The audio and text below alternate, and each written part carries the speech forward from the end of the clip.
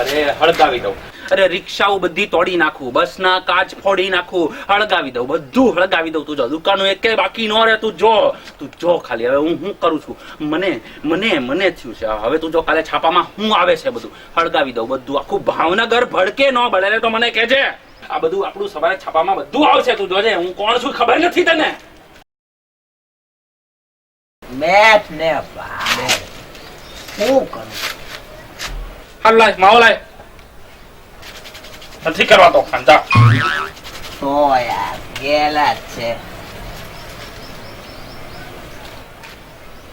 એટલે આમાંથી લેવો બધા.